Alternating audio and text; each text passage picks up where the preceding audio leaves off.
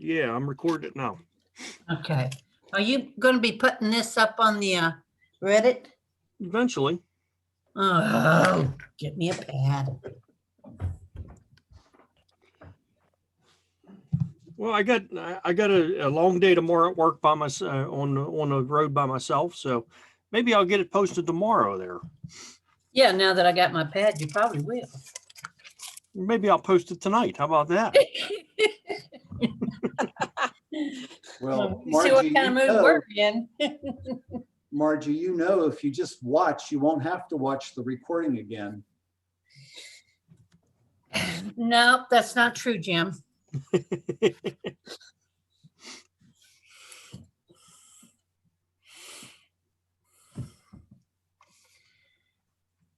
So how is everybody this evening? Exhausted. I'm good. I'm cold. That too. Oh, I'm always good. Friday.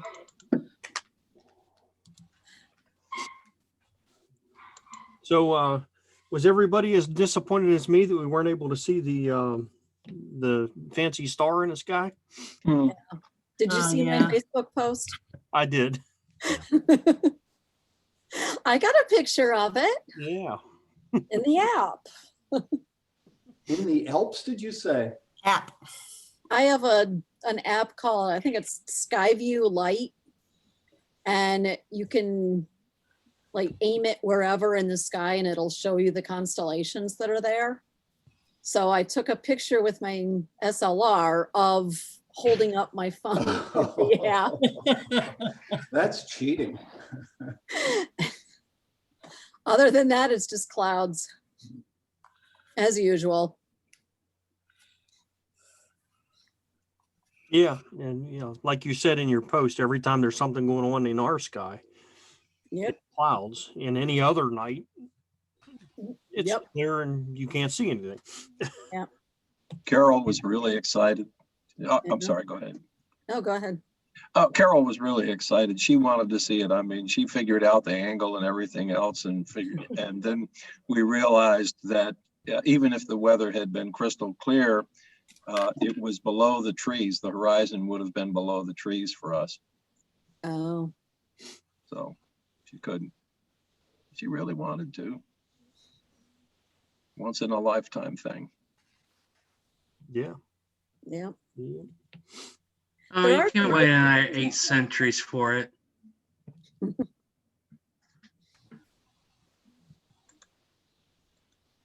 Eat right and exercise, you'll be around for the next one. Yeah. World couldn't put up with me for another 100 years Try 800. or 800. Yeah, you're right. All right, guys. Well, I guess we could get started. It's about 8 minutes after 7 there. I think Jim's pretty much running this meeting tonight. He's got the news, and I believe he's doing the discussion this evening too, if I'm correct. I'm going to do a presentation on one photo raw, but Margie, I think the question goes to you. Do we have any member show and tell scheduled for this evening? Yes, we do. I would suggest maybe we start with that one, Brian, and then I can follow up. That is after perfectly that. fine with me. Margie, you're in charge at this point. All right. Is he here? Oh, Dennis. Yes, there he is. Dennis, you want to take over? Sure. Margie asked me to do something a little more detailed on this ISO adaptive noise feature that they put in Lightroom. We talked a lot. We've talked about it, I think, twice. And I had put it on my computer and had tried it and did a little show and tell. But I went and got some more details. And I'll share the screen here.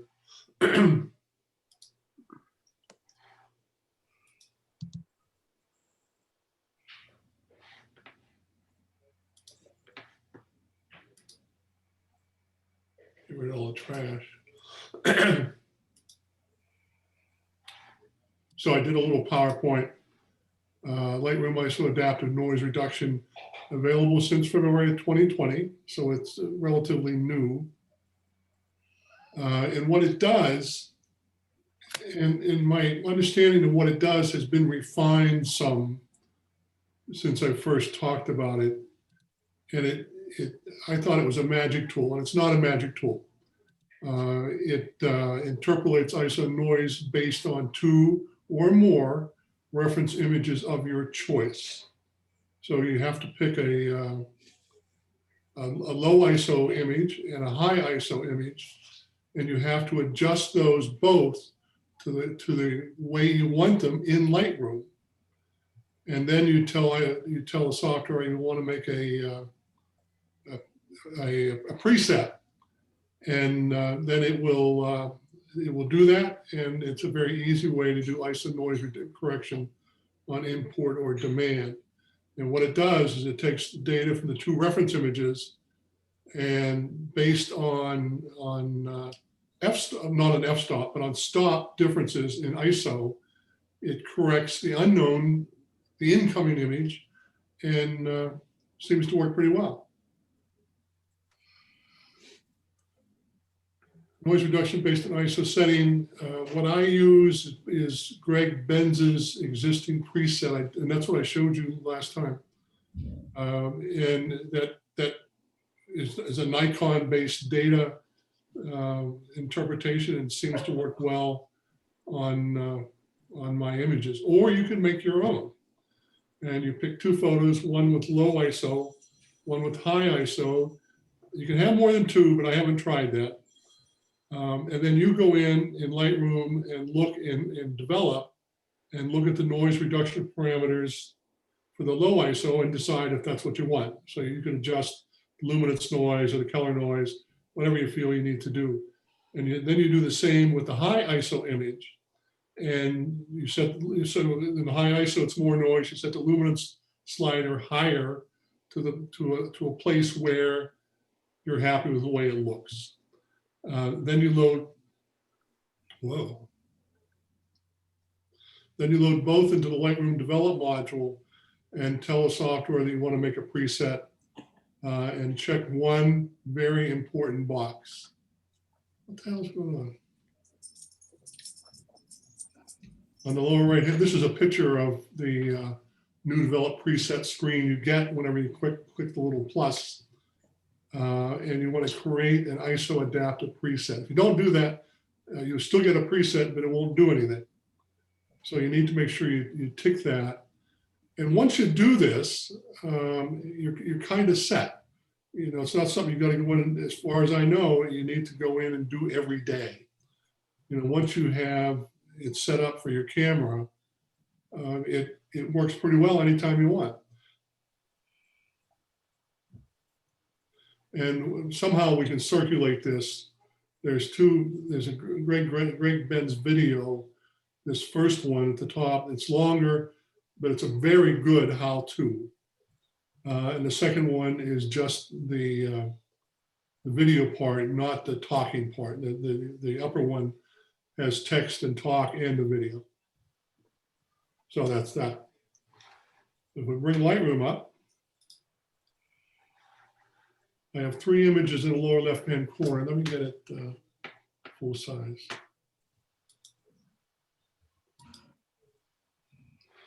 I have 3 images, 2 knowns and an unknown. And I have from Phoenix, the zoo, a tortoise, taken at ISO 400. I have a flower taken at Phipps with ISO 3200. Now I'm going to take both of those, select the second one, and I'm going to go to develop. I'm going to try to go to develop.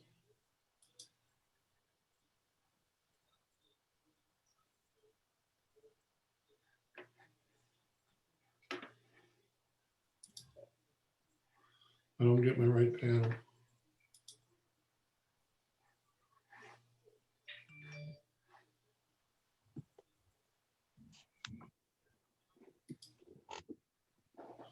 Let me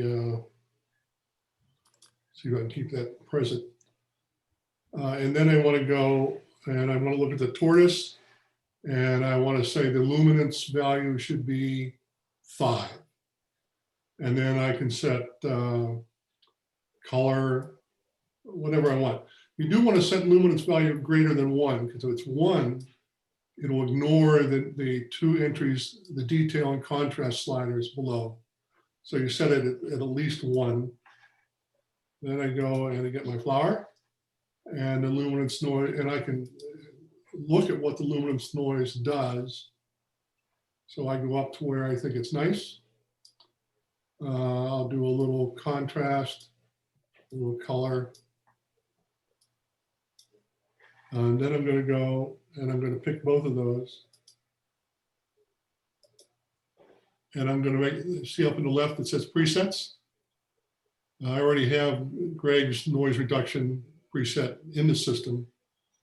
And the video tells you the text in the video, the text and the video will tell you where to go and get this preset. And it is straightforward to install. You just click the plus, import a preset, go to where it is, click it, and it'll put it in your system. We want to create one. I'm going to do noise reduction. I can do chromatic aberration. I had it checked. Then I've got to check this create ISO adaptive preset button, or it won't work. And I do it, and I can give it a name.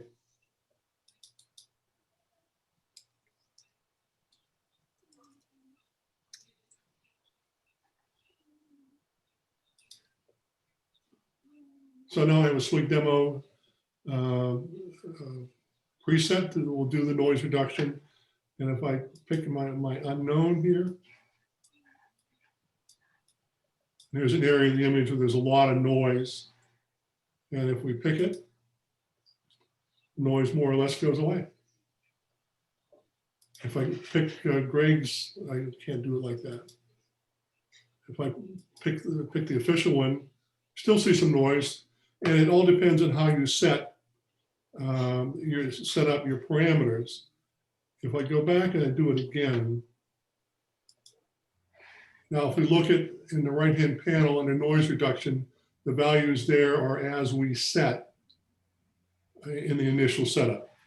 And if I go to the flower, the values are set as we set them in the setup. Now, if I go and do the local flower, you can see the luminance noise has dropped down because the noise is less, the ISO is less. And some of the other ones have adjusted as well. So that's it in 10 minutes. Can you go to the whole flower so I can see the whole flower instead of just that one spot? What's that? Can you shrink it down so I can see the whole flower, please? This one? Oh, you want to see the whole The flower? one that you just did. Yes, thank you.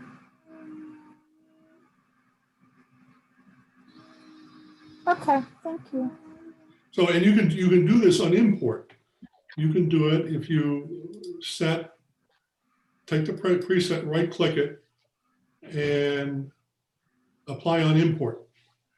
So it would do this interpolation and correction on every image as you imported it, if you want to do that.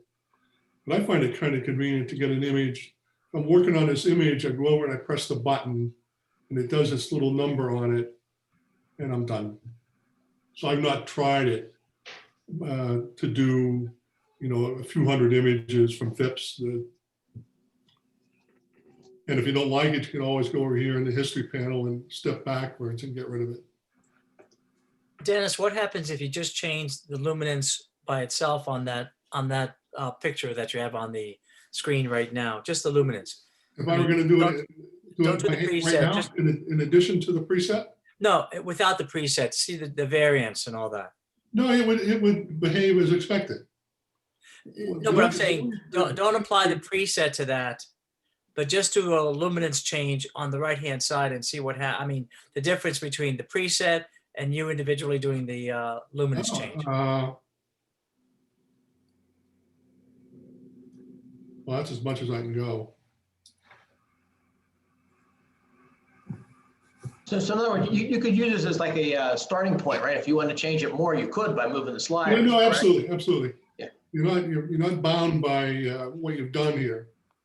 It's just a convenient way to do luminance correction based on, it's based on ISO, but it has two fence posts, a low ISO and a high ISO. Yeah. It interpolates between the two. That's pretty slick. And it's not linear. They say it's based ISO based on stops of change. Yes, there are factors of two, so it's not linear. Right. Now, could you also vary a change in the masking where you try to get some definition around the edges? Would that work within this preset? I don't know. I know sometimes when I have really noisy pictures, I take a lot out and then I use that mask to kind of put some edge definition back into some areas because if you're not careful, you end up with a blurry image from what was once a sharp image. Yeah. So Dennis, I'm curious, the preset that you downloaded from this fellow Benz, he obviously did something similar to develop his preset. Do you see any advantage for people using his preset as opposed to just making your own? I didn't see any particular advantage. The nice thing about it is you don't have to know anything else. And he based it on a Nikon camera. I was happy with the way it worked as is, but I just wanted to show how you make your own if you want to. I would think it'd be kind of camera dependent, not just so much Nikon or Canon or Sony or any other camera. Yeah, I would have thought so camera too. you have, the Maybe version of Nikon. Maybe that's in the extremes. I mean, if you go to an older camera, ISO 2400 is intolerable. Right. But in a modern, good point, modern camera, going to ISO 2400 is normally not too bad. Yeah, pretty straightforward. And I didn't attempt to go and look at ISO 50 and ISO 12.8. Nor do I think that's probably not linear. But I didn't try that. Good stuff. Thank you. Yeah. Thank you, Dennis. Thank you, Dennis. You're welcome. You're welcome. It's a clever little. I like to be able to push the button and have the correction done. And I haven't tried it, but I will try it on import. Did you try it on color pictures at all? With the color image has more of an impact on those. Did you? No. Why would I? No, I don't. Who looks at color images? Yeah. Sorry, I forgot I was talking to. My fault. It's just when I went down this road, I just started with a couple of black and whites, and I didn't try anymore. It's a fair question. Thank you, Dennis. We have next month, next SWG meeting open. I would like a volunteer. It can be anything to do with photography. We have a guy who's doing some celestial images that are quite good. I've seen them posted in Reddit. Mm-hmm. That's What's his name? Tom. Tom Long. Is he using his telescope or is he using an E telescope? The photos that you would have seen on Reddit, and he actually, if you go back and look under his comments with the photo, he describes how those two particular ones were taken. But to answer your question, he rents a telescope. He can rent a telescope stationed in New Mexico. Program it to take whatever he wants. But he also has his own equipment here at home as well. It's fascinating. I had actually approached Tom when I saw him at Feathers on the day of photo pickup to see if he might be interested in giving us a presentation sometime at one of our meetings. He gave me kind of a reluctant, well, I'll get back to you. So I don't think he was enthusiastic about making a presentation, Yeah. but that could change. He's relatively new to the club and may just feel insecure making a presentation at this point. I don't know.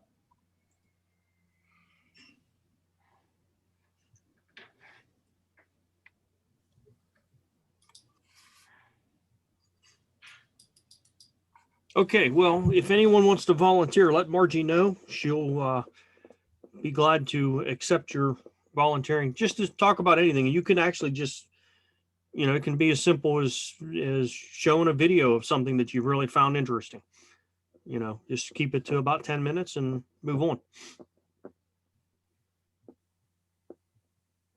All right, Jim, you want to, Okay. you want to do news now? Yeah, let me see if I can not screw this up too bad again. And you know what, before I get started, and I'll do this for both Margie and Marty, if you will, but just a reminder, the monthly photo contest, your photos are due by the end of the month. The photos need to be taken during December to qualify. And if you do, whether you submit a photo or not for the contest, feel free, in fact, not feel free, you are encouraged to vote on the photos the first 3 days of the month as well. So get your, I know obviously, you know, beginning tomorrow and the rest of the year, everyone's busy with the holidays and whatnot, but hopefully prior to today, you've taken some photos and you can submit one for the photo contest, 1 or 3. Thank you, Jim. You're welcome. Hey, and I actually put something up in the photo contest. I saw that. It's just Yeah. I saw that too. just as a surprise. And also, I believe it was Alan posted something and said, why don't we start something that says your best image of 2020.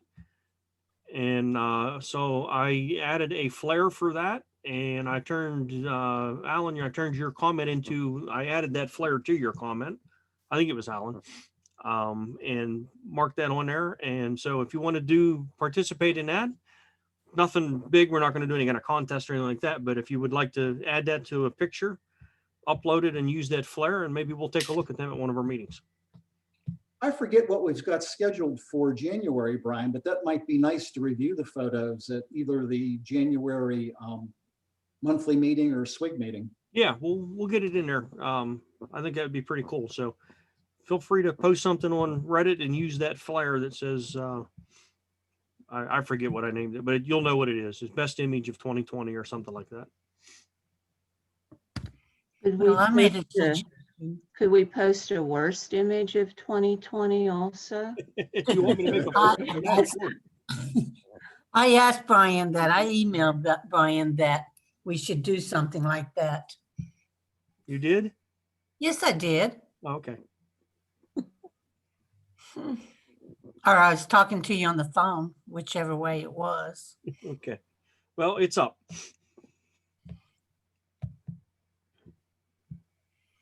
All righty, let me share my screen here.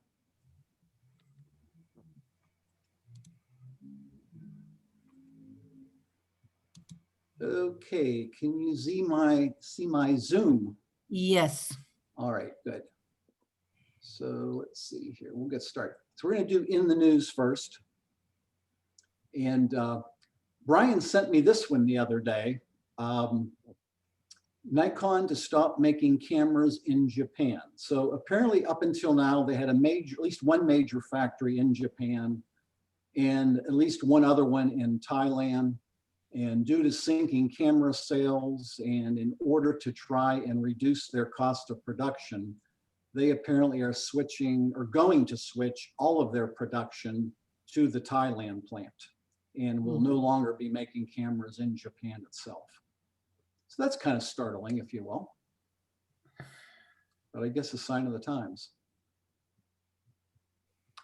Brian, anything else you want to add on that one? No, I just came across that. Is that the one I sent to you like 3 o'clock in the morning or something? It was early in the morning, yes. Okay. I just came across that and thought it was interesting that they're like you said, they're stopping in Japan. You know, Nikon has been made in Japan since Nikkor, I believe, if not further back than that. So Yeah, weren't they with the first? I believe so. Yeah. Alrighty. So I don't know if anyone would be interested in this or not, but it's only a patent at this point. There's not a product that you can buy, but I thought it was interesting. They want to develop a device, what they're calling a zoomable teleconverter. And actually it's a device that you put between your telephoto lens and the camera body. And then you can click it between 1.5 to 2 times magnification, rather than having to use different individual teleconverters. So there's no indication in the article when that might become a real life product that you can purchase. But I thought it was interesting just to know that it could exist at some point in the future. Does anybody Actually, use would be- teleconverters? That would be Yeah. pretty cool to have. Yeah. I like the idea of that. It's interesting, although it's going to cost probably the same as a new 80 to 200 2.8 lens. But Well, that's what if they did it as, with also different adapters so you could use different lens mounts on whatever camera? that would be cool. Because, you know, all those old M42s and whatever else that's hanging around, be able to do this with that would be kind of cool.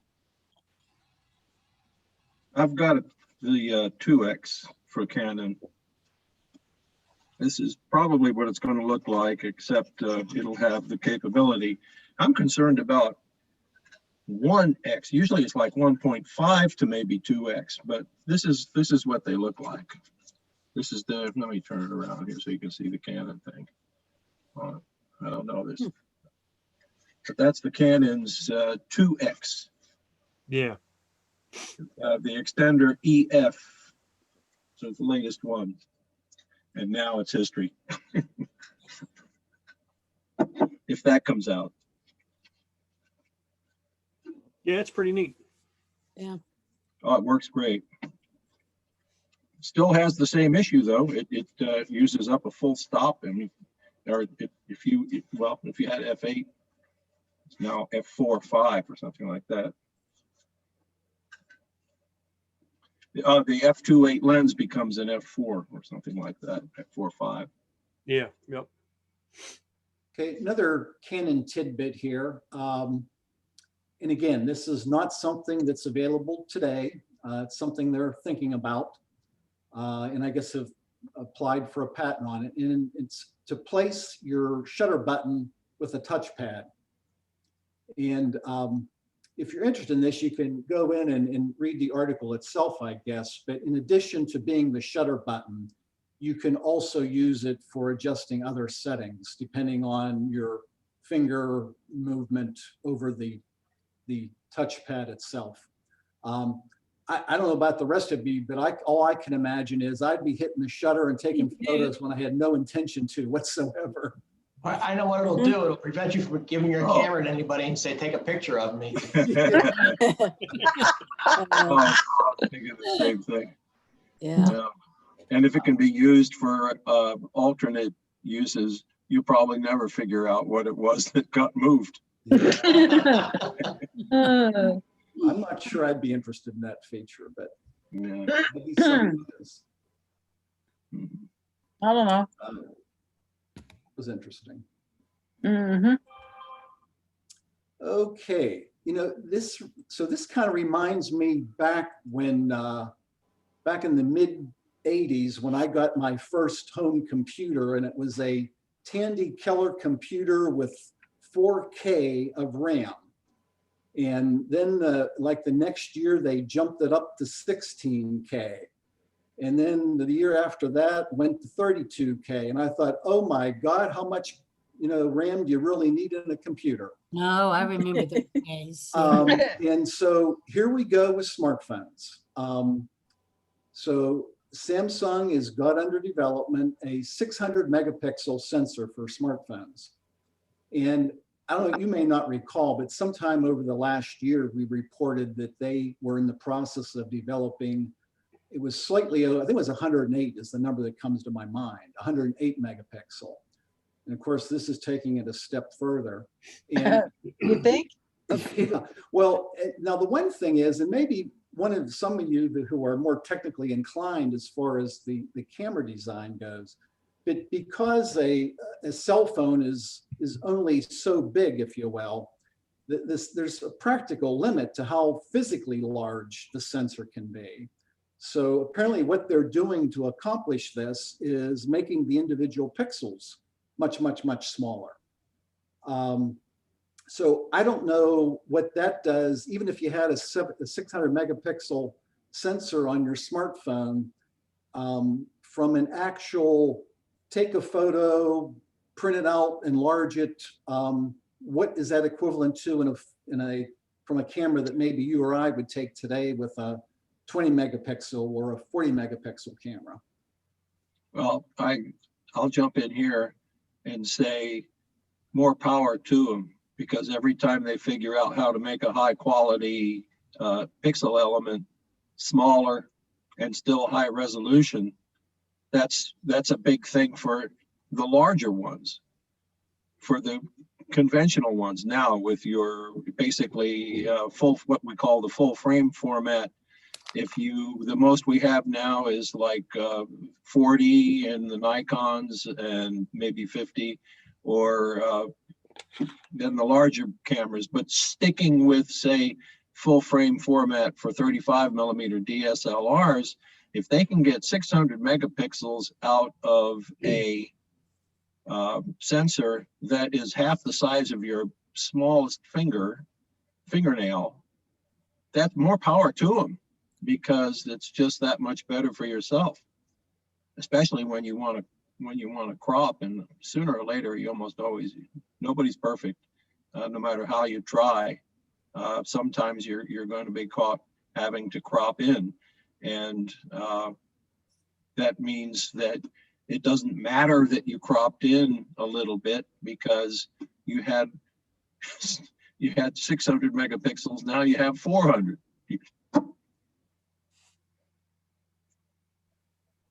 I'd hate to see how much storage you'd have to use to store those. Good point, yeah. You need a freaking tower of hard drives just to store them. Yeah, 600 megapixels, holy crow. Yeah. A 1 terabyte frame.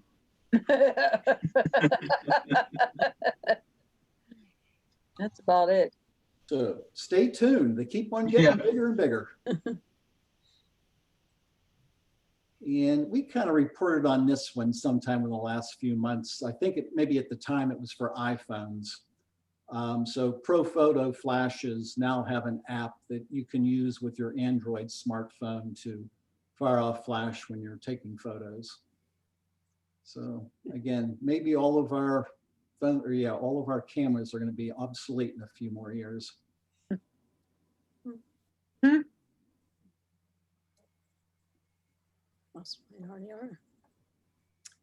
This one I thought was interesting. Unfortunately, I have PC, Windows-based, not a Mac.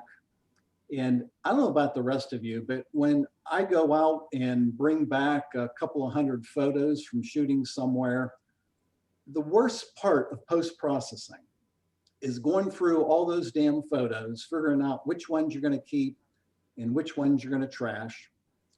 I realize it's not a huge amount of time, but boy, it would be nice to simplify it. So this company, Cull AI, so it's Cull Your Photos using artificial intelligence. It's a free app for Mac that can process up to 50 photos at a time. And then if you pay $10, you can get unlimited batch processing.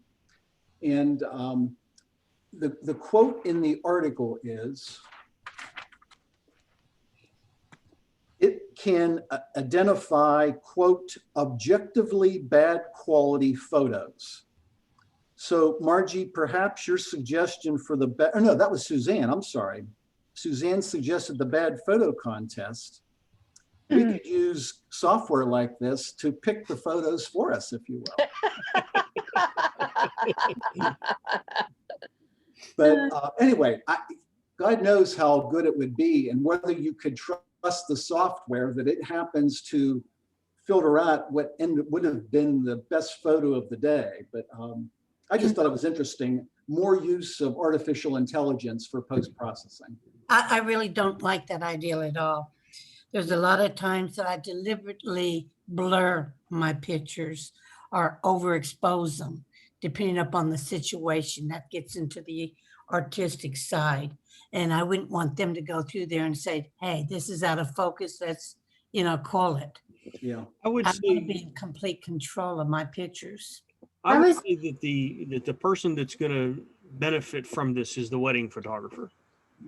The wedding photographer comes back from a 10-hour shoot with 5,000 photographs. Yeah. This is going to go through and say, well, these ones are blurry. Get rid of them. Yeah. And get it down to the 400 that they took that were actually, in focus, and make it easier for them. So something like that, I could see this working for a wedding photographer, a portrait photographer that's went out and has done 4,000 or 5,000 photographs, and then come back, and then you have to sit down and call through them. I know calling through a wedding for me was horrible. I hated that because you are looking at 1,000 images or 1,500 images, and then you're trying to cut it down to 400. Cut those 400 down to 150 or 200 that you're actually going to show the bride and groom. So Yeah. I could see where that would work for that. I don't see where this would work for, like Margie said, for a artistic photographer, because it's going to pick out stuff and go, no, that's not what you want to see. And we're going to go, well, that's exactly what I shot. That's the one I want to look at. So I could see it having its position, but it wouldn't have, it wouldn't have a good thing for every type of photographer, I could say for sure. Yeah. It's not going to handle lens babies. Yeah. Yeah. Right. And if you kind of look at that picture, it looks like on the left side of that picture where it's picking faces out as well. And it looks like you have the ability to maybe tell it to look for this particular face more often in that picture or something. I don't know. It's hard to tell without actually I couldn't tell you. trying it, but it looked, those sliders on there look like they were adjusting the sliders to pick out certain faces, is how that looks to me at least. Oh, I see, over on the left side. Yeah, right there. Yep. Yeah.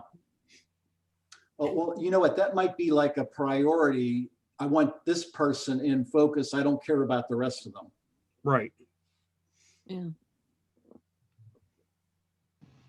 So this is a little bit, well, it's not off topic, I guess, but coincidentally, we're going to be doing the presentation on One Photo Raw later this evening. That software app, in the one that I currently use, Capture One, has a focus feature that it will kind of show when you're going through calling photos, what parts of your photo are in focus and which aren't.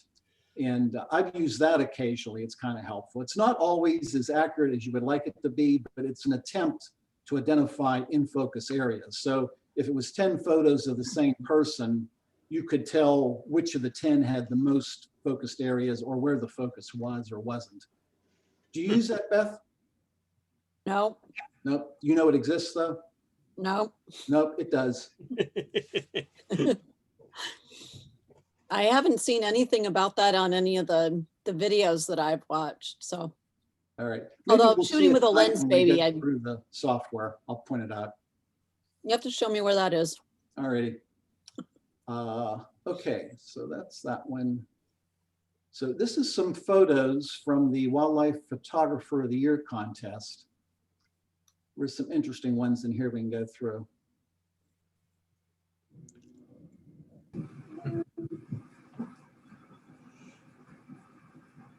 Up close with the rhino. Yeah, that one. So,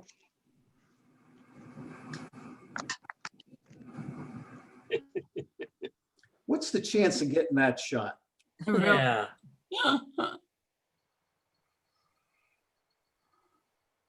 They if look you like read that professional models.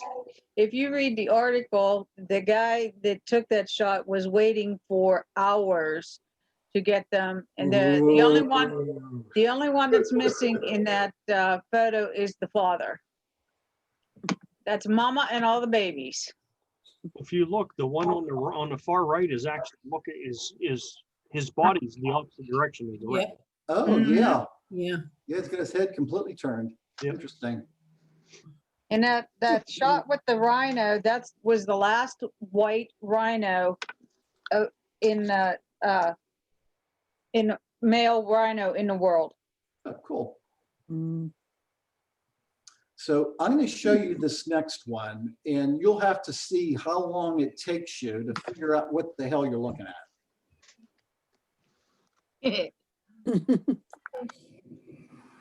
Fishy, fishy. So Annie, what can you tell us about this one? Well, guy was diving. This fish actually lives in the coral its whole life. And it doesn't really come out of there, but it lives inside the coral like that, and just waits for its prey to come to it. It's got some big lips. Yep. But yeah, it just lives there. There's some freaky things in the ocean. Oh, Yeah. That's things the we reason have Brian never don't get in the water. yeah. That's right. Brian doesn't like the water. Yeah. I thought this one's cute. The bunny, he wasn't moving. Okay, I'm not quite sure. Annie, what's the point of this one? Okay, this zebra head was confiscated at the airport.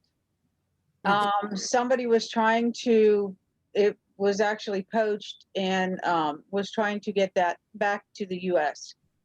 So that was actually caught in the US. Was it at a giant eagle by any chance? No.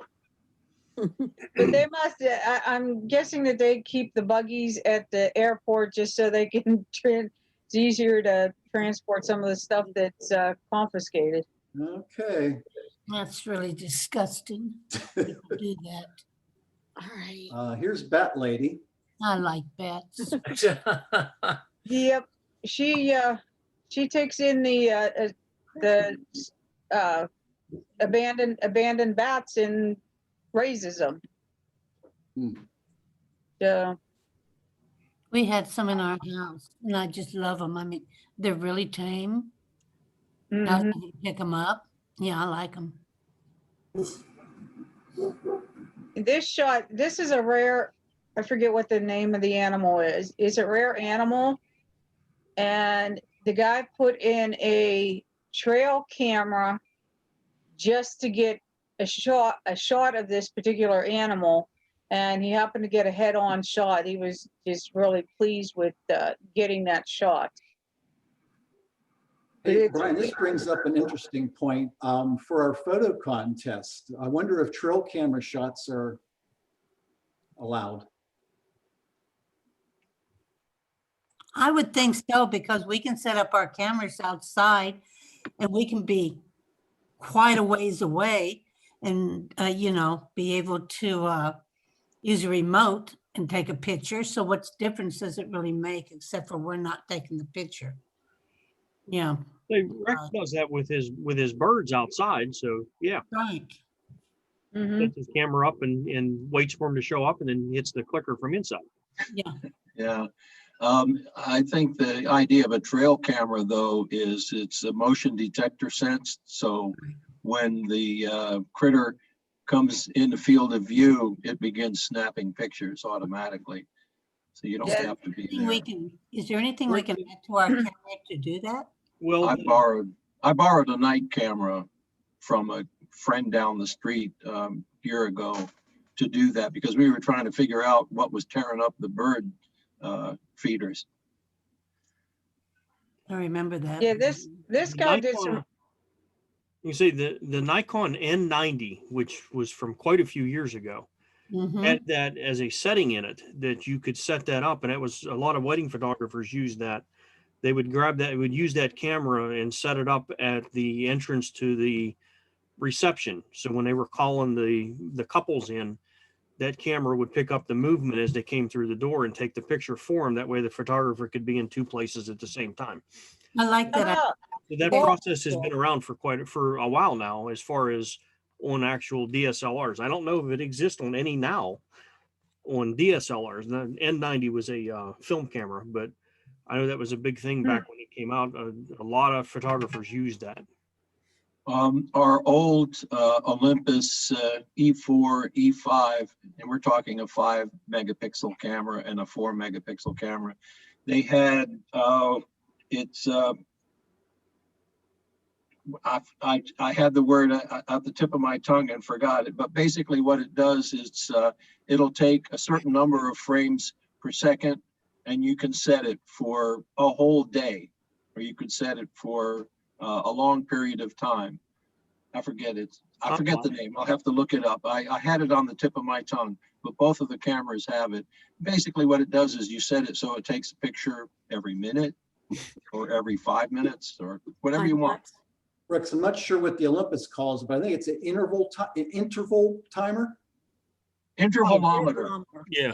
Okay. Intervalometer. Thank you. I will sleep tonight. A lot of cameras still have it because I do that. And you can set it up seconds, minutes, and sit back, read a book while it's taking the pictures. And I always bring a book with me when it's doing it. Yeah, I did that a year or so ago on a building they were tearing down across the street from where I work. I set the camera in the window on a tripod and let it take pictures throughout the whole day, and then use that to turn it into a little still life movie type thing of them tearing a building down. Pretty cool. So Annie, any storyline on this one? Yeah, that's a snow leopard kit. Just trying to get a little sun and hide out in the rocks. The guy was a good piece away from it, and he was watching the kitten playing on the rocks. Well, if that's a snow leopard, then that is a really rare ability to get that photo, because I've seen some shows on National Geographic that those things are like impossible to get close to. Yeah, it's really, really hard to get shots of the snow leopard. So he got lucky finding a kitten that was outside playing around.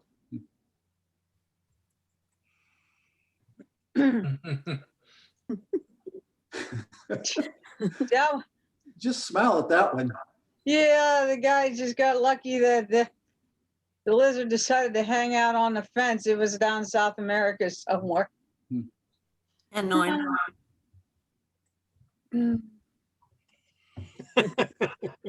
That is so cool. Mm-hmm.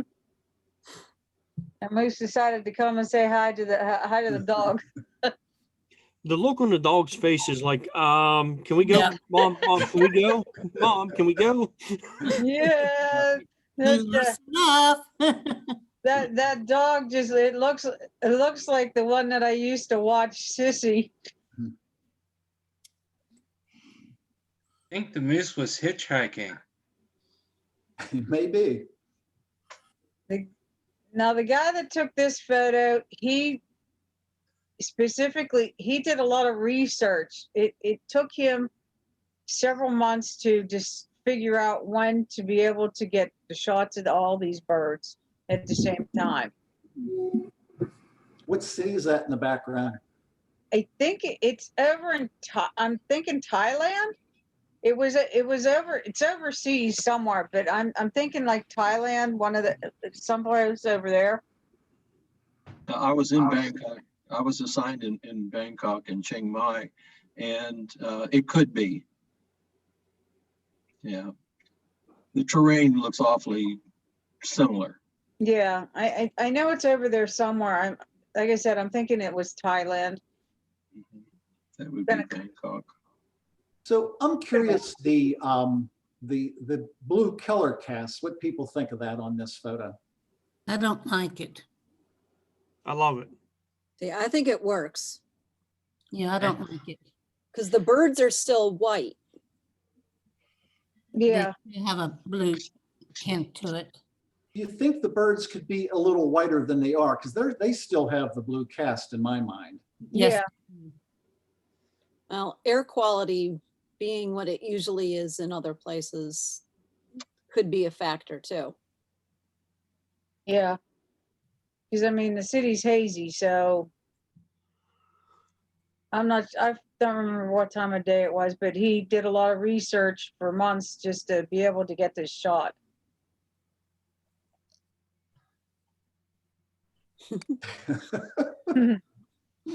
These little guys are down in Florida. There's an island off of the coast down there that they reside in.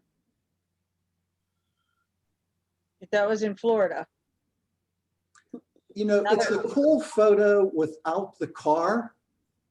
The car just, I don't know how it kind of adds, it almost makes it humorous. Yeah, Yeah.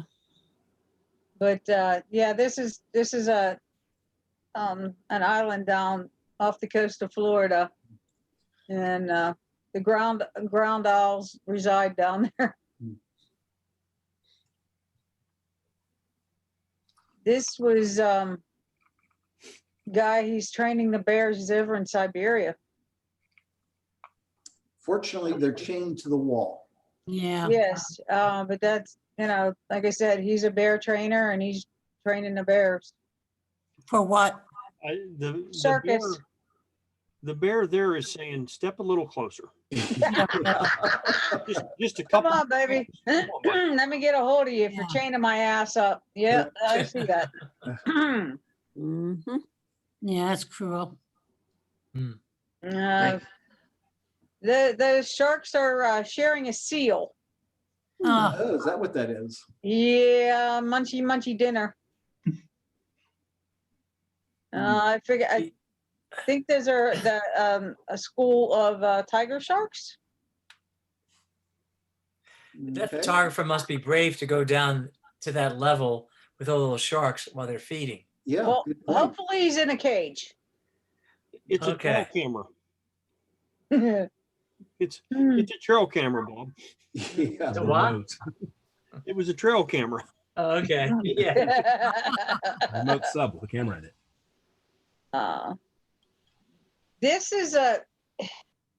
These are actually very hard to get pictures of. And the guy waited a long time to be able to get this portrait shot. I forget what kind of monkey this is, but they're really hard to get shots of, I guess. And he got lucky and got a portrait shot. I'm going to guess it's in the baboon family. Yeah. Yeah, he is. I forget what it is. Oh, It's cute. There's actually 2 squirrels in that nest. Yeah, this is the tail of, I assume, the mother. So there's 2 of them in there, and they were trying to keep warm. I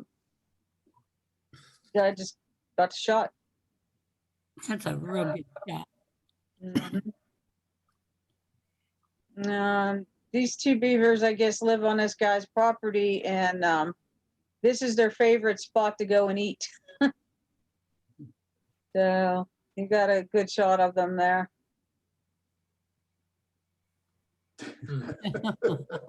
That one's just silly.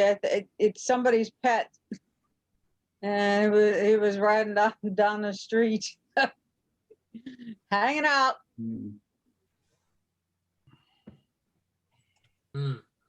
That's a nice shot. Yeah. Oh, polar bear was going hunting.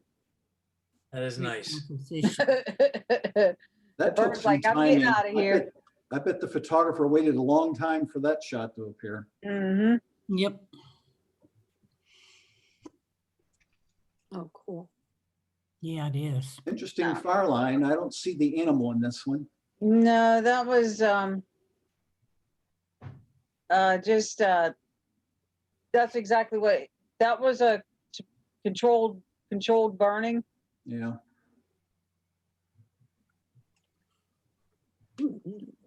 That is either a really small octopus or a huge shell.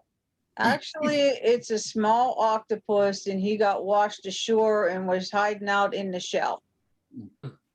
Great picture. Really cool. Very nice. You know, I've heard an octopus can figure out how to turn a lock Yes. to open a door. Yeah. They're They're smart. pretty intelligent. They are smart. Is that real? Yeah. Mm-hmm. Yep. Yeah, they've been known to use like tools. Mm-hmm. Those are two baby lynx. They made their cells at home. That was where they were hiding out. They were decided to come out and play. You know what? I guy didn't got even the notice shot. this one the first time I looked at the photo. Yep, that's two kits.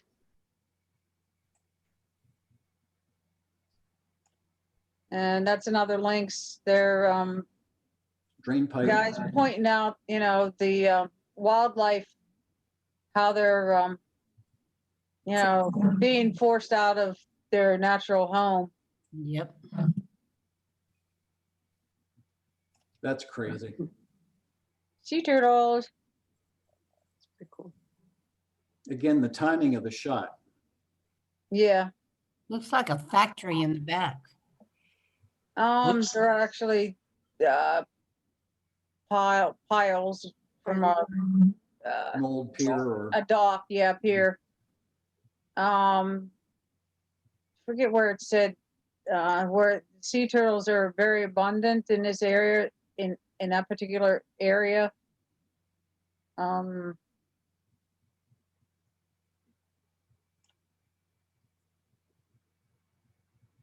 that's pretty impressive. Mm-hmm. Talk about a moody photo. It's the Lion King. Yeah.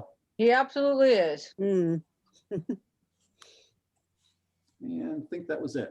Hey, Annie, thanks for the commentary. You're welcome. I just, like I said, I just happened to have looked through those about a week or so ago. Yeah. Anyway, it says photographer of the year. Is that they're all photographers? I mean, is there one prize, or all of them are winners or finalists? I think there's different categories, and that's those are the ones.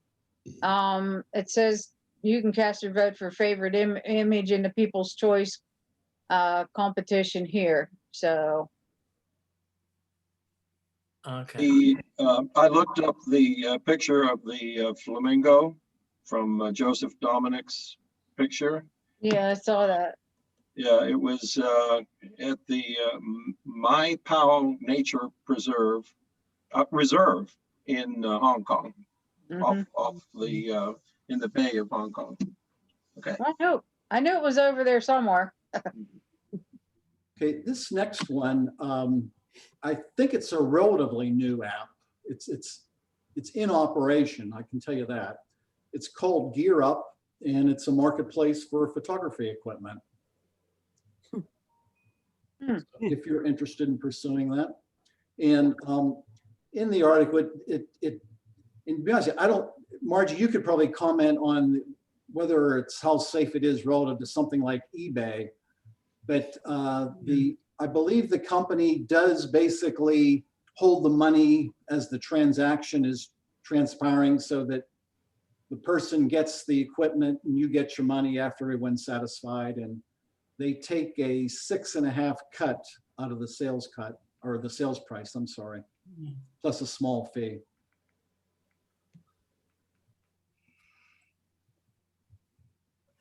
Yeah, you got to be careful on eBay. I do a lot of work on eBay, but there's a lot of scammers out there. So you better know what you're doing. Bye. You can also get insurance though, to make sure that you, the way you pay for it, they have different insurance to make sure you don't get scammed. Have you done camera equipment on eBay, Margie? Oh my gosh, yes. Okay. And you haven't been scammed? No, I know what I'm doing. Okay. Yeah, I've been with eBay for years, so I definitely know what I'm doing.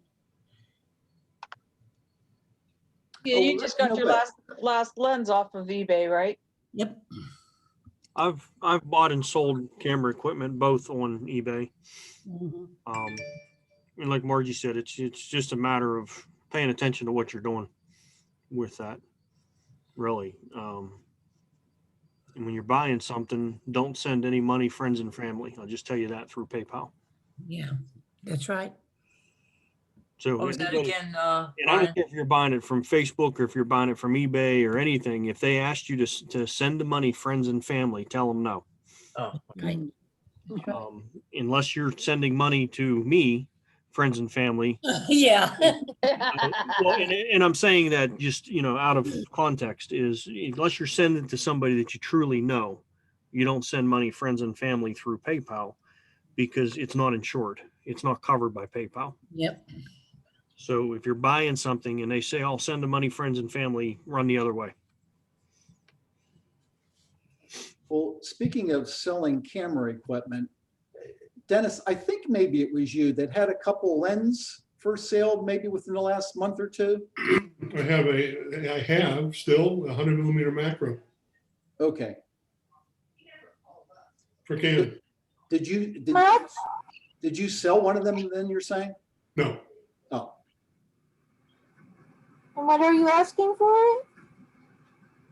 what am I asking for it? Yeah. I put a price, a new one from B&H is $600, and I put a price half that. But if you're interested, let me know. All right. all right. We'll work I them get out. it. Hey, Dennis, I get a cut of that sale now. Yeah, no worry. I'll send it to you by friends and family. All right. I'll be waiting. I'll be touche, touche. Okay, this one kind of caught my attention. And I think it's available now. It's called Windows Site, and there's a video here that's way too long to watch completely, but I thought maybe we could watch just a couple of minutes of it. But the idea here is, and this kind of plays into the discussion we've had the last couple of meetings about the inability to sell prints. And this isn't about selling prints, but it's allowing, and they use an analogy of a musician who can't sell real albums nowadays or CDs or whatever, but their music is played online, like Pandora. In this case, they're talking about Spotify, where the musicians get a cut every time there's a play of their song. So the same concept, but with photography, where in the basic idea is the people who developed it are, I think, from Barcelona, it said. And the concept is your TV screen is basically sitting blank, hopefully 3/4 of the day, if not more, maybe less. And wouldn't it be nice to be able to display artwork on your television when you're not actually watching a TV program?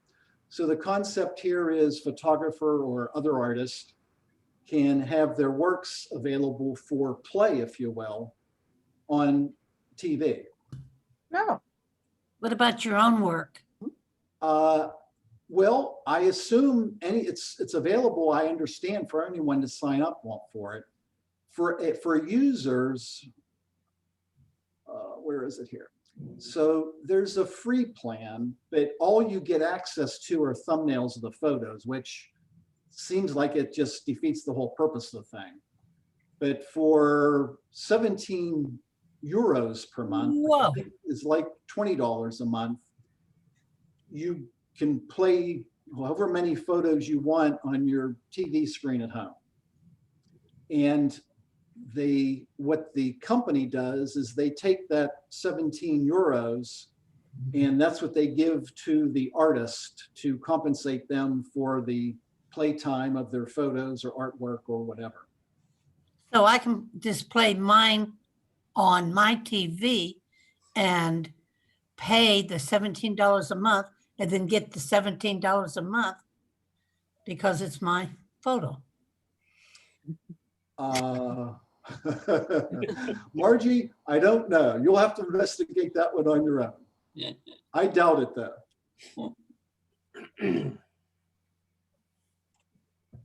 So again, this is like 20 minutes. We're just going to watch this for a couple of minutes. Established party organizations. Windows site, forse una maniera monocultura perché ciò che Windows site brings art to the world. So I think it's a really positive, democratic way of interacting with artists. Especially with current situation around the world that we cannot go, for example, to the concert of our favorite musicians, but we still can enjoy their music online.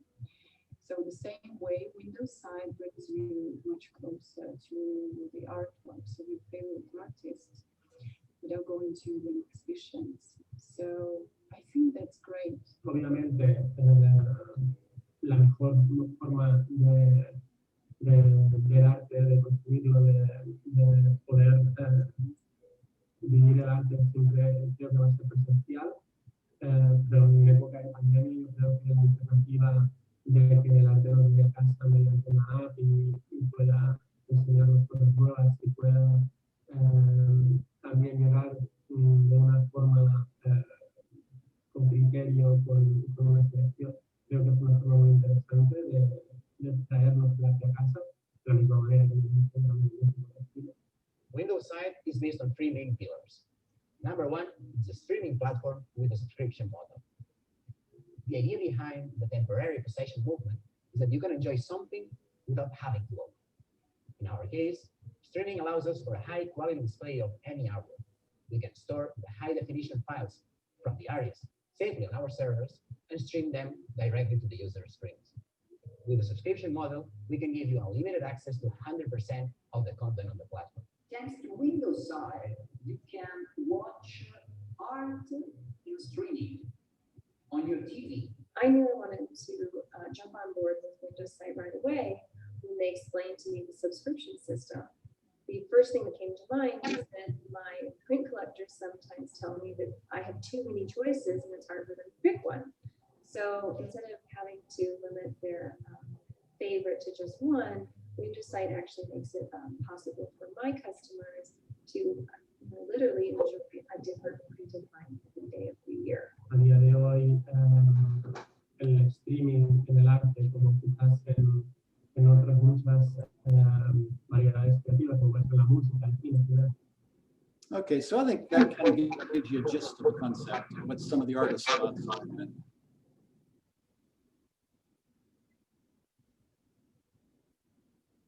Okay, I think that's it for in the news. So what I'm going to do next is switch over to a presentation on online. What was that? Switch over to a presentation on one photo. Are you hearing the feedback I'm getting? Yes. Don't know what that is. Okay, well, hopefully that goes away. Maybe it's this ad. We'll close that one. So Beth has been a user of On1 Photo Raw for, I'm not sure how long. Beth, you can tell us. Beth must have stepped away. She's been using it for at least the last year, I know. I used On1 Photo Raw in 2019. And it's an interesting program. I switched over to Capture One primarily because of my Fuji camera and its rather unique RAW files that Fuji uses a different type of sensor technology. And Capture One does a better job with my files. So that's why I switched. Otherwise, I'd probably still be doing On1 Photo Raw. So what is it? On1 is I think, an ideal combination of Lightroom and Photoshop. It's a complete photo management program.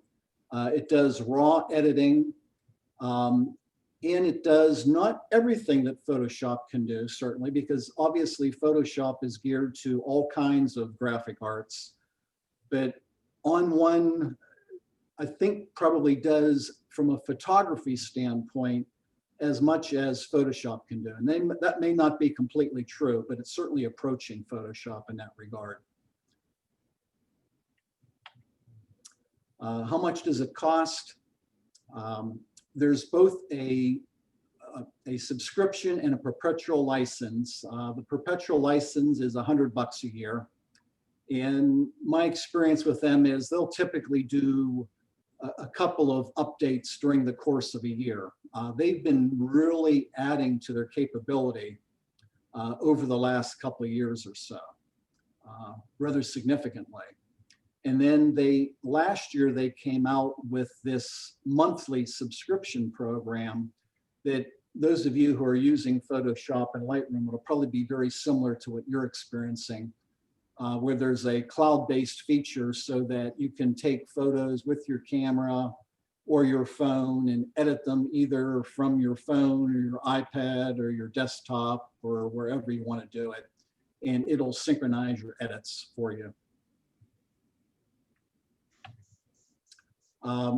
The one thing I'll caution you on is if you decide for whatever reason you were interested in switching from Lightroom to On1 Photo Raw, I would just caution you to go to their website and look for their computer technical requirements. Because I suspect if you have an older computer, particularly a PC-based one, that it may not work well for you, or it'll work so slow that you'll want to trash it. So be cautious of the PC requirements for the program. Some of the unique features of On1 Photo Raw. It's a hybrid. It has catalog feature, but the raw edits, like you've experienced in Lightroom, which the edits are stored in the catalog. Instead here, the catalog is really just used for you to be able to go through previews quicker, and also to use the search function for however many photos you have in your quote catalog. But for the photo edits, they use this, it's called an On1 file. That's the extension on it. So every file that you import into, I shouldn't even use the term import. Any photo that you edit in On1 Photo Raw, as soon as you begin the edit process, On1 creates this On1 file. And then if you, for whatever reason, move the files around on your computer, as long as you do the file movement using On1, that sidecar file will go along for the ride, if you will. So it's always there with your raw file. And then it has another kind of unusual feature.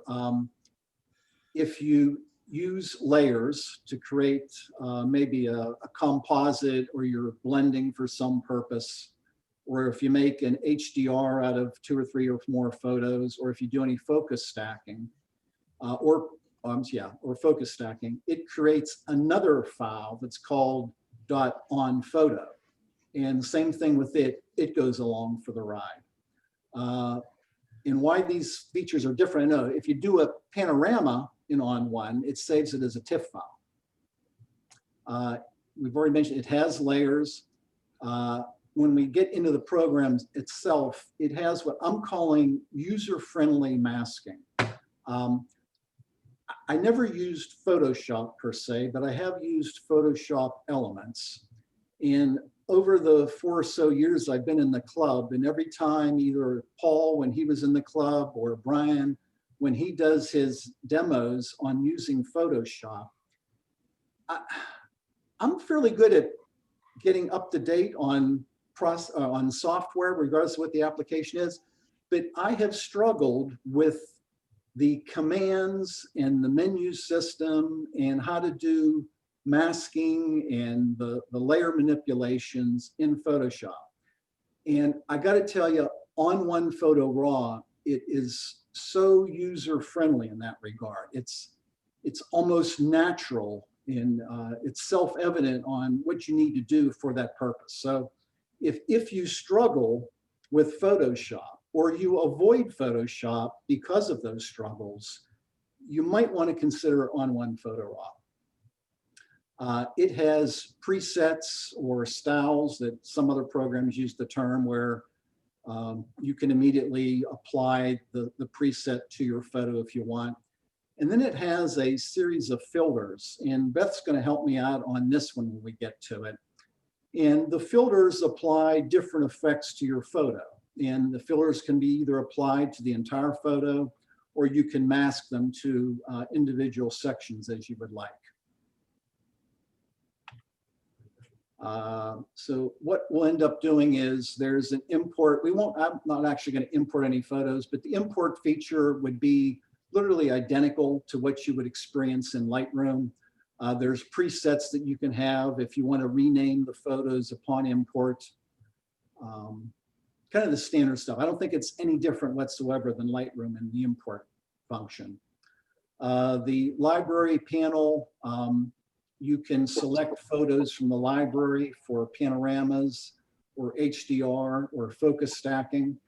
I got to be honest, I've had some personal issues with the focus stacking software where I get some artifacts, I'll call them, in the focus stacked image. So it might depend on the type of photo and maybe camera movement. I don't know. Although it does have an auto layer feature for when you're doing focus stacking. It has a resize feature that supposedly is a little bit more capable than what you would find in Photoshop or Lightroom for that purpose. Its export module would be very similar to like you have in Lightroom, where you can have presets for the export features as well. The editing window, I think a first-time user, like you do with any type of software, you have to get used to where things are. But there's a develop section that has layers where if you wanted to do a manual focus stacking, or you wanted to do composites, or you wanted to do some exposure blending, you can do it there in the develop panel. The effects is where you apply these filters that we talked about. And there's a portrait module that does a lot of these automatic AI-based enhancements of portraits. There's a local panel where you can do local adjustments like you kind of would do with your brush tools in radial gradients in Lightroom. It does have blend modes available when you're using layers like you would find in Photoshop. I mentioned before the masking tools are simple to use, but also you can get really extensive as to what you can do with the mask. It's got your typical retouch tools for just small touch-ups or larger clone stamp type changes. You can add text to the photo if you want for some reason, and it has transform capabilities as well. So the masking features, the typical stuff, you can adjust the size and feather opacity of the brush, the radiance, and the gradient tools. For mask refinement, it has luminosity mask available. It's got what they call a perfect brush, which supposedly can do the masking with a little bit of smart feature to it, if you will. It's got a supposedly artificial intelligence quick mask feature. And then these refine, chisel, and blur mask tools. The chisel is if you've got like maybe a horizon mountaintop type situation, you can either use the chisel tool or the blur mask tool to try to take care of that transition in your mask between the sky and the mountain range, as a for instance. This is a listing of the filters that are available. And you can kind of take a look down through here. There's over 20 of them that can apply different effects to your photo with basically just a touch of the button. And then with within each of those filters, there's a whole slew of adjustments that you can make and different variations of it to apply to the photo. And I think Beth's going to help me out with a couple of examples of using the filters. Portrait AI. I don't think we'll have time to go through this tonight, and I just have my lousy self-portrait that I used last month, you may recall, for the Luminar. So rather than put you through looking at my face again, I think I'll just skip that part. But it can automatically detect the face. And then it has you can auto, and it does what it thinks you might want to do to the portrait. And then you can manually adjust. You can adjust the brightness on the face. You can slim or thicken the face. You can change the size of both eyes. You can whiten the eye. You can improve the detail. You can remove circles. You can enhance the brow, red eye removal. Mouth, you can whiten the teeth. You can make the lips more vibrant, change the brightness and hue of the lips. So what are some of the drawbacks of using it? My experience, particularly when I had an older computer, is it was sluggish. When I was using it last year, there were some bugs in the PC version of it. And I've talked to Beth previously, and I don't think she's had the problem with bugs that I had. And Beth was using it on a Mac. And I was having some problems with occasional program crashes. But again, I think they've updated the program since then. So all of my drawbacks may no longer really be applicable. Beth, do you have any comments on the drawbacks using a Mac?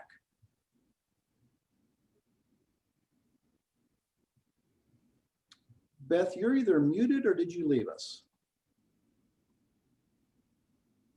Saw that she was on and she didn't look like the frame was stuck, but she didn't have any audio, and it didn't look like her mic was on either.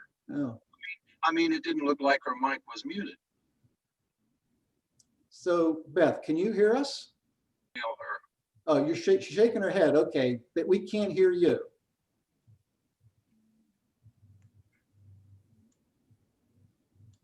Nope. There might be a button for her microphone on the keyboard. A couple of weeks ago, same thing. I accidentally touched the key that turns off the mic. Seems to be not working. Goes. You hear that?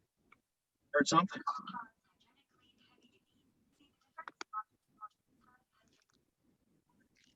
Nope.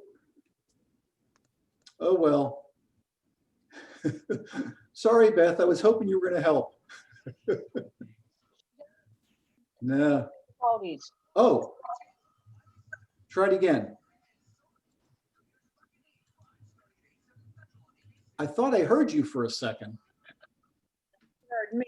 I said,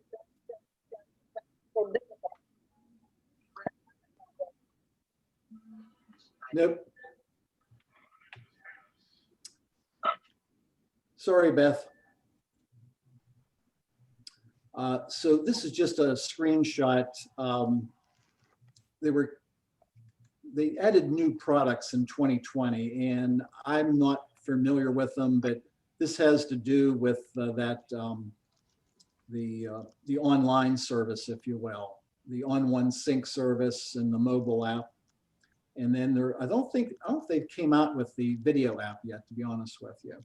And the On1 Plus is just like you pay an extra, I don't know how much it is per year, and you get some more professional help with using the software and some occasional free features like presets and that type of thing on a monthly basis, and some educational editor or videos that aren't available to the general public. And then in 2021, they've added a whole slew of enhancements to the program. Just to point out a couple of these, the portrait AI is new, and we talked a little bit about that. They've also come out with custom brush shapes where you can brush on different types of patterns and whatnot onto the photo if you're into that type of thing. They have color sensitive gradient mask, which I think is available in Lightroom now, where the gradient mask can be based on color rather than just the area of the mask itself, if you will. And that can come in really handy. Color fill layers. If you were doing some type of a composite, this just allows you to maybe put a base layer on the composite of whatever color you would select. And then this replace color filter is and I haven't really tried this, but I've seen a tutorial on it where you've got a photo of a red cup on a table, but you want it to be a blue cup. And I know you can manipulate via both Lightroom and or Photoshop, probably Photoshop a little easier, and change the color of that cup. This feature basically allows you to do it with the touch of a button. You basically say, I want red to go to blue, or whatever you would happen to want to do. So that could be kind of a nice feature. Resources available for On One Photo Raw. Of course, they have their own website with technical assistance. They got a photo library with videos. On YouTube, you can find them. I found these fellows really do a nice job with educational tutorials on the software. Klizkowski, Davenport, Morgani, Matesh, Nix, and Dempsey. And I'm sure there's a whole bunch more than those, but there's a lot of online support for the software.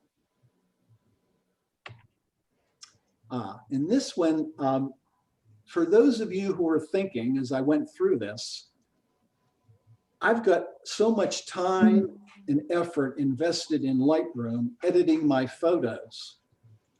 I don't want to have to go back and re-edit, whether it's one photo or 10,000 photos, if I would switch apps right now.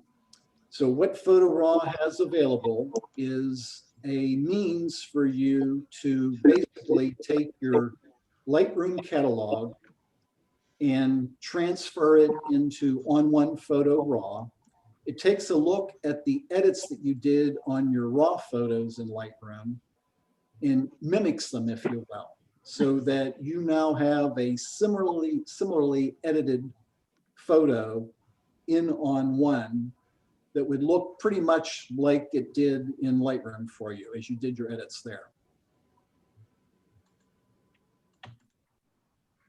And we can hold the question until we actually get into the program itself. So let me see how I do this.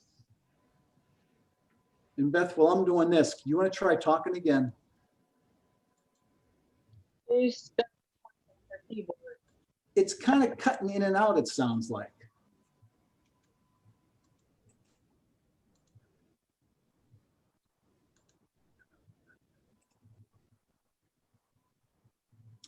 Okay, so what we're in right now, let's see, I need to get you guys out of here.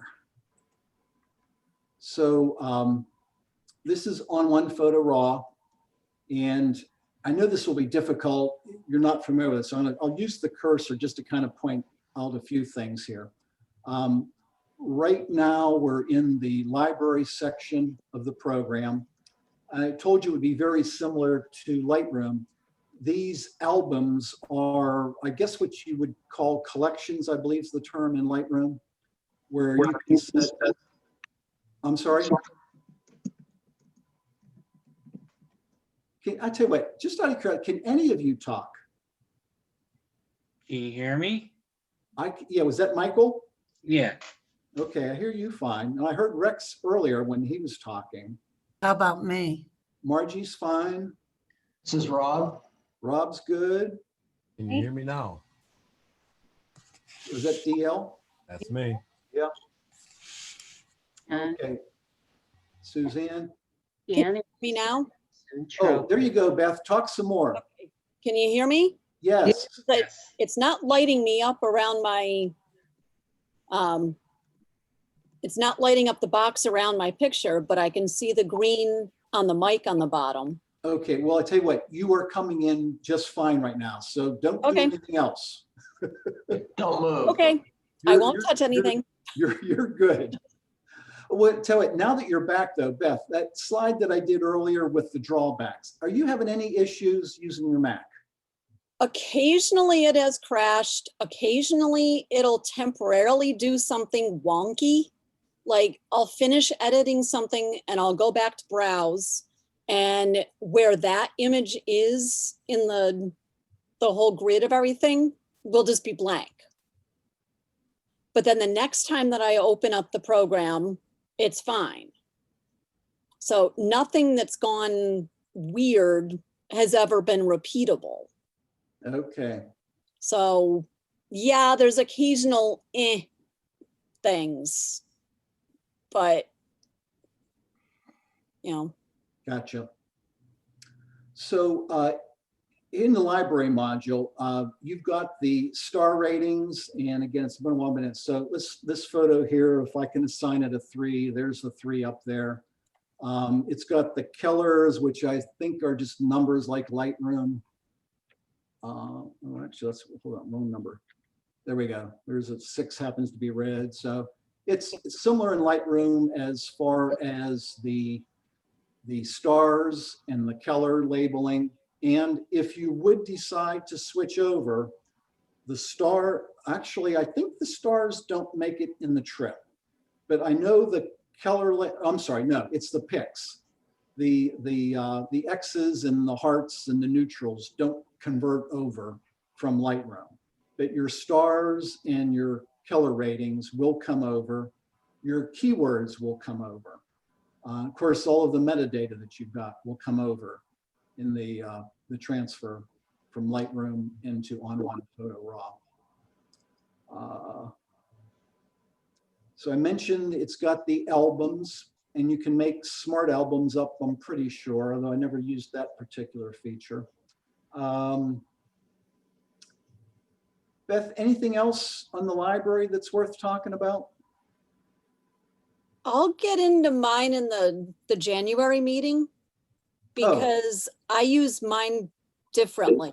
Oh, okay. All right. That's good. So I think there's not, so, oh, I'm sorry. I guess the other thing to talk about is, and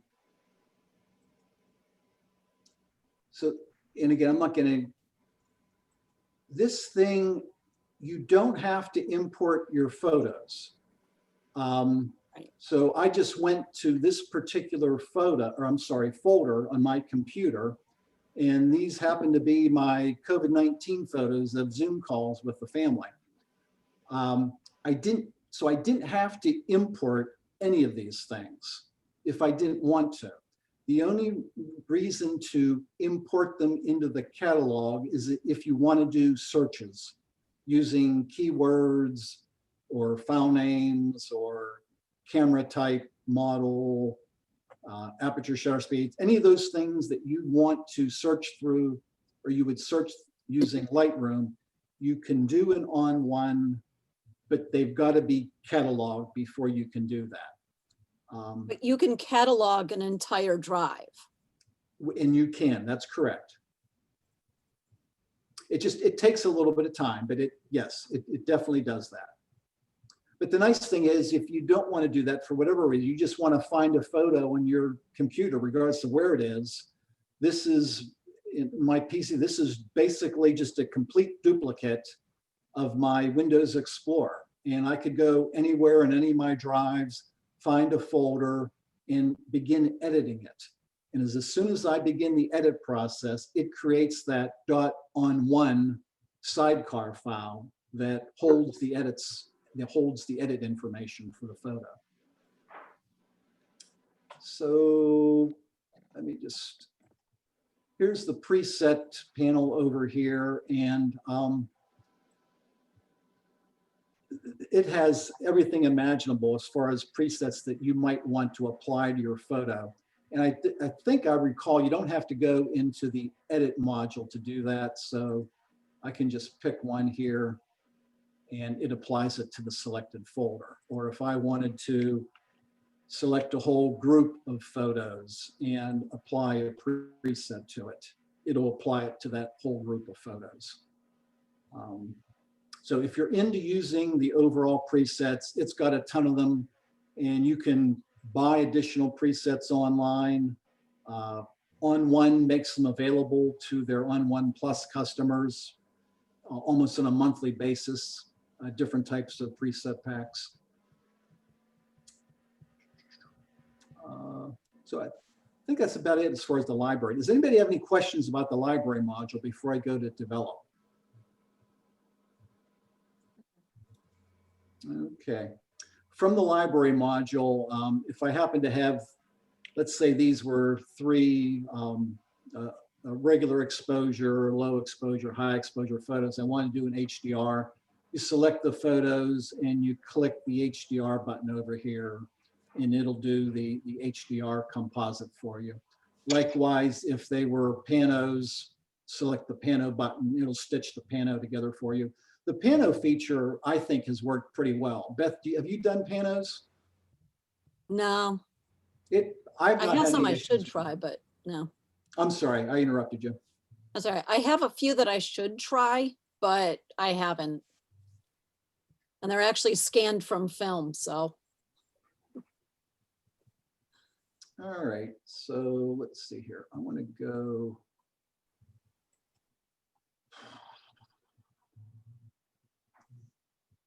Where did now I forget where I had my photos for this purpose. Oh, here we go.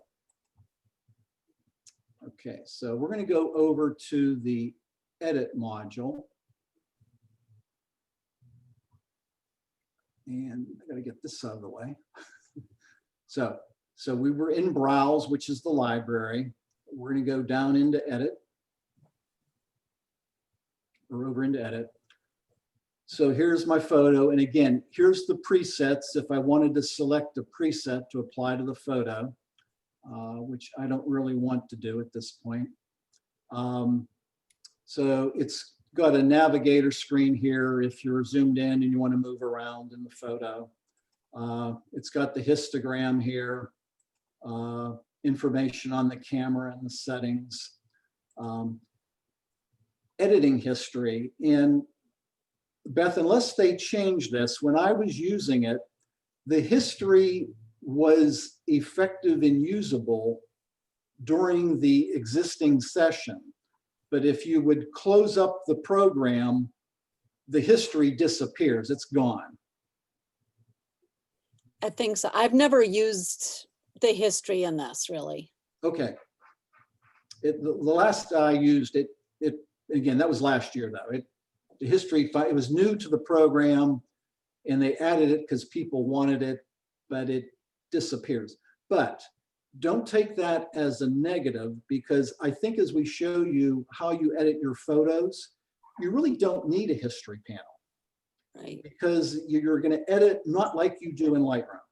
Yeah. And I think that'll be evident here as we go through. With the exception of the develop panel here, which is your basic exposure, contrast, highlights, midtone, shadows, blah, blah, blah, blah. So as far as auto features go, you can just do the manual control or manual adjustments. They have this AI match. And what the AI match does is, you know, your raw photo has a JPEG built into it, if you will, as you take the photo in your camera. On1 Photo Raw looks at the JPEG thumbnail and says, oh, would you like your raw photo to look like your JPEG does? Now, and where that would be important is like if you're using a certain type of, like in my Fuji, there's different film simulations that I can use. And I know Canons and Nikons have different types, like a landscape or different types of situational type settings that you might have on the camera. So it will match that. So I don't know what I had on this one, but I'll just go hit the AI match. And because it's my Fuji, all it's doing is that. That looks like Chrome Classic, to be honest with you. I don't know, just based on the way the colors are muted. But that's the equivalent of the JPEG version of the image. Or you can use the straight AI Auto, which is kind of like what we saw Luminar do. And I know Lightroom has this feature as well. It's just their version of complete automatic redo of the photos. So there's the automatic setting. And you can see it didn't change the exposure. So I guess that's a credit to me for the original photo. Change the contrast a little bit, drop the highlights, which you would kind of expect. The midtones didn't change a whole lot. Oh, midtones. The last I used Lightroom, I don't think Lightroom had a midtone slider. It had highlights and shadows, but not midtones.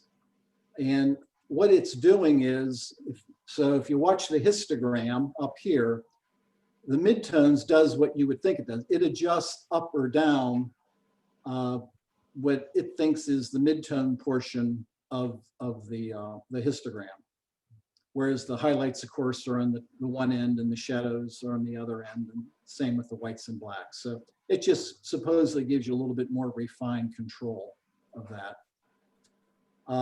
Everything else in the develop panel is going to be things that you've already are familiar with. Here's structure, haze, white balance controls, saturation, vibrance.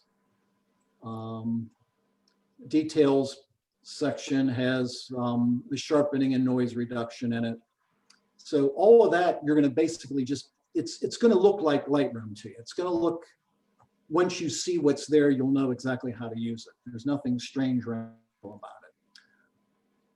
Now, the other thing is, if I did have another photo, I can add a layer using this and then put another photo in there to layer it up for whatever reason. Again, a composite or a blend of some sort.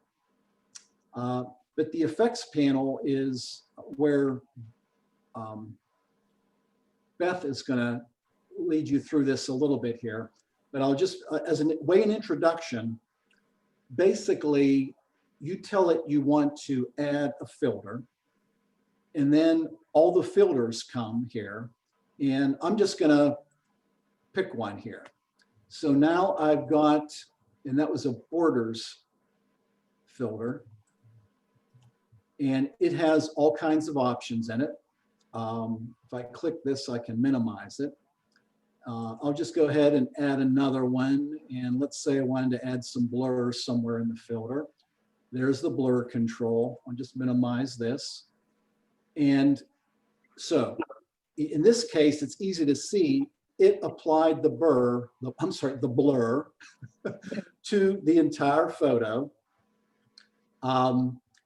If I want to mask that blur, let's say I wanted to just blur the sky as a for instance. So this little icon here is the masking. And I just want to show you one example of the masking on how fairly straightforward and easy it is to do. So in the effects filter, it assumes you want to apply the effect to the entire photo. So therefore your mask is white right now, white. If for some reason, you can go from there and use masking tools to select what you do want to mask in or out, in this case, mask out. If you changed your mind and it's easier for you to mask in, there's an invert button here that changes it to black. And so now the effect isn't being applied whatsoever.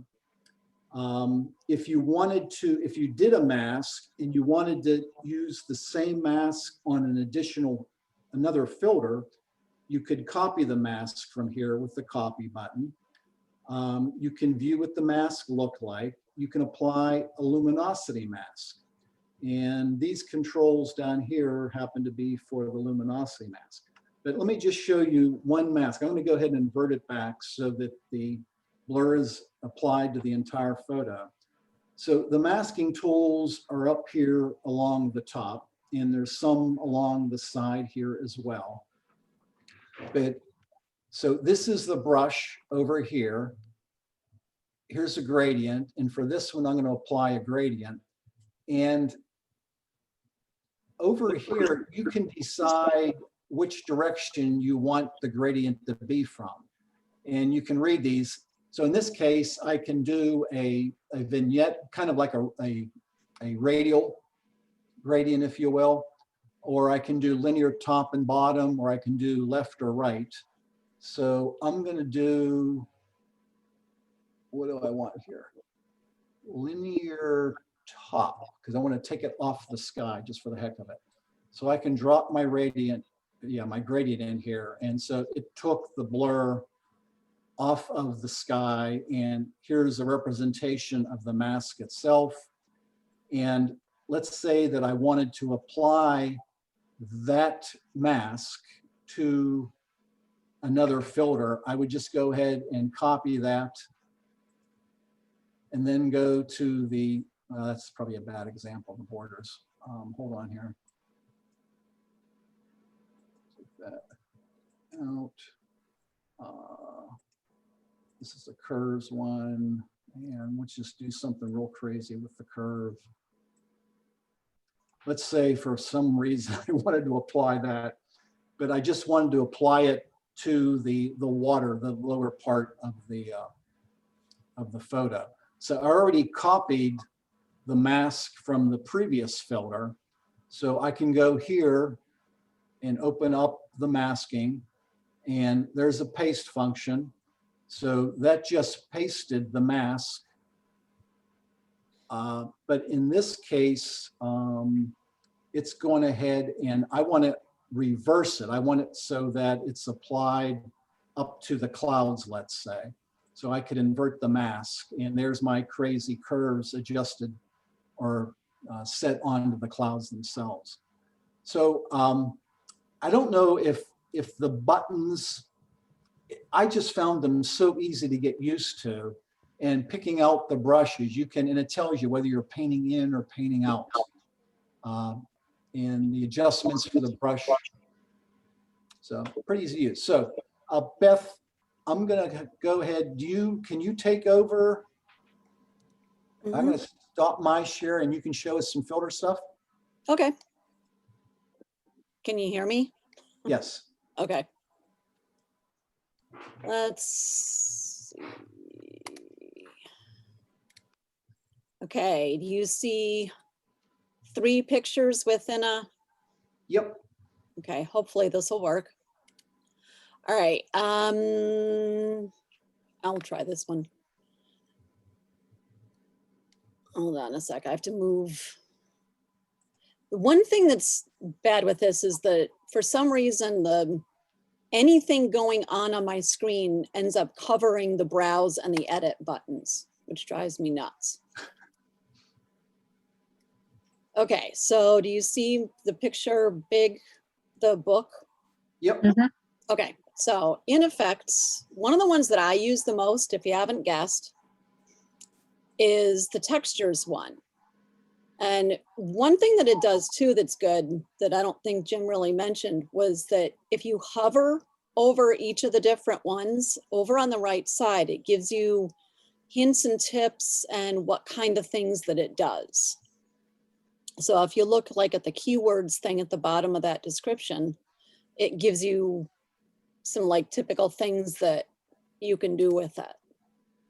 So it'll automatically pop some default one in, but then you can, if you go to this list, as you scroll through, you can see at least the basics of what it's going to do.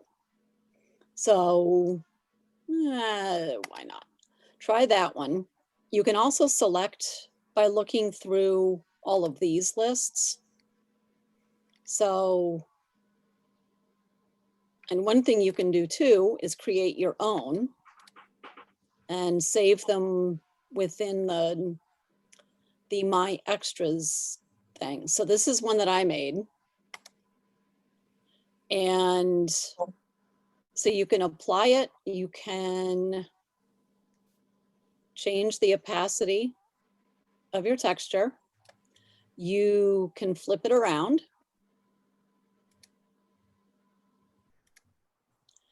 You can flip it that way. You can flip it that way. And like Jim showed, you can mask. And if I'm going to do a really detailed mask, I usually use my tablet with my pen, the Wacom thing that I've got.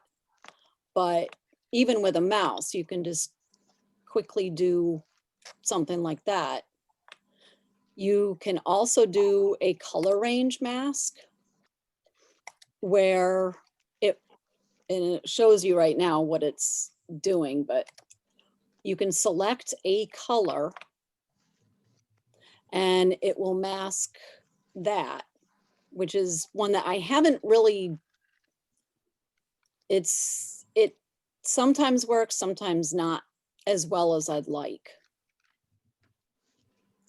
What else? Then you can play with all of the stuff down here. You've also got different modes like that, which is kind of cool. And then up here, you can get at all of the blending modes. And what I really like is if you hover on each one, it gives you a quick show of what it's going to do. So that you're not just, you don't have to click on each one and try it and then go back to the list. Hey, Beth, mention the opacity slider there too. I forgot about that. Yeah, and you can, there's that one, and then there's this as well, which is a little different. And this is, I think this has more to do with this, and you can also change the opacity of your mask. So if you go into that, you can change. So where I masked it across the book, you can change the density of that. The one thing that you can't do all in one layer is to have, like, if I wanted this to be masked one way and this to be masked at a different level, I would have to do either 2 layers or something. I'm not really sure. Whereas that's something that in Photoshop is pretty easy because you can change your brush, but this doesn't do it the same way. So if there's a way to do it, I haven't figured that one out yet. Well, And then Beth, just to interrupt you, I recall you just changed the brush setting to what you want and go to a new area.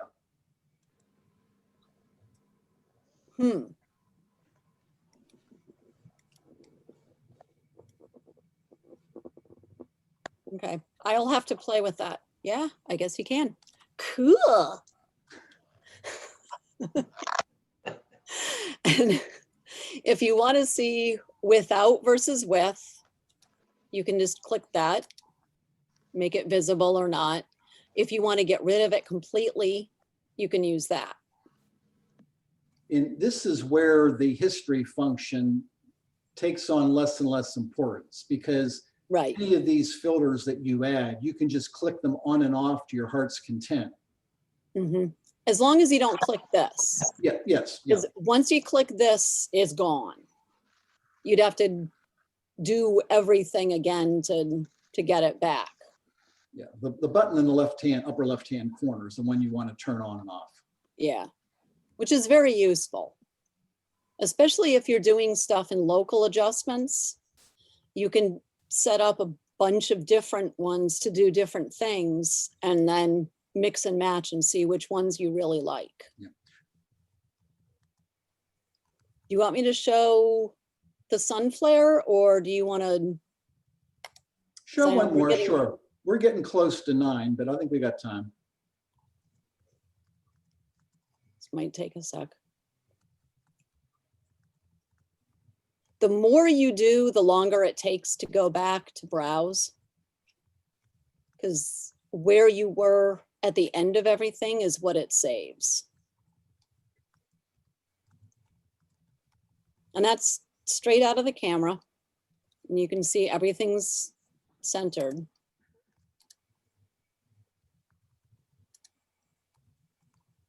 And in Sunflare, you can add bokeh.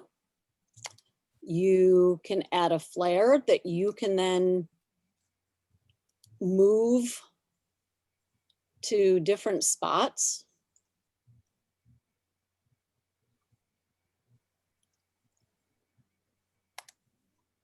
Like that. You can change the amount. You can play with the color of the flare and the saturation. And you can move it around. Beth, I'm just going to interject one thing here because as you were going through here, it reminded me, each one of the filters has a whole slew of controls, but all the controls are different. They're set up so that they're applicable to the particular filter you're using. Right. So they're unique to the particular filter. Yeah. And some of them in this one, some of them are just really cool. And maybe there aren't that many shots that you would use it for, but when you do, it can be pretty cool. So this is one that I have used on a couple of things, but. Okay, so Beth, since you've got the screen, why don't you just stay on? And the only other thing I wanted to do before we quit was go to the local tab and just show, so you know when you're in Lightroom and you're applying your brushes to a photo, and all that you see on the screen, if you will, are some dots that happen to indicate there's something there. Not quite sure what, but you did something to the photo there. What's really nice, so just as with the filters, you can put as many adjustments on you want. So if she wanted to brush in and change let's say she wanted to add some structure to this one petal with the front one with the purple and the detail, she could go ahead and just mask some structure on that particular petal and go ahead and add another adjustment and do something different. And the adjustments, it's nice because they have all of the typical adjustments that you might want to make to a particular part of the image. And you can mask them any way you want. And you can see, like, it's kind of subtle on this one because this is probably a lens baby shot.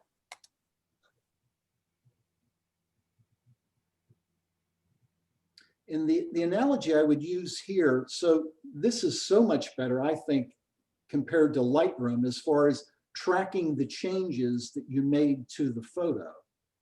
And by the way, like the adjustment, she can double click on that and change the word adjustment to purple petal so that she remembers what it is what that particular adjustment was done to, what part of the photo.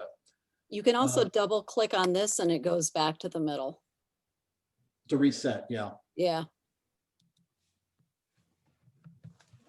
So if you think of these, both the filter effects and these local adjustments, if you kind of think like in Photoshop, those of you who use Photoshop for doing work like this, each one, if you will, is a layer. That's really all you're doing. You're applying layer after layer after layer after layer after layer. But it's done in a fairly straightforward, user-friendly format, I think.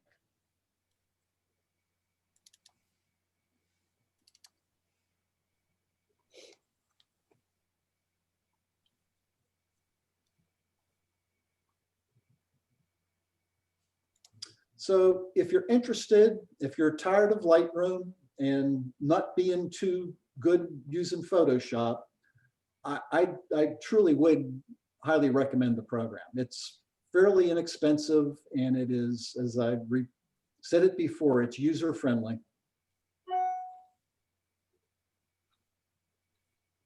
Anything else, Beth, on your end?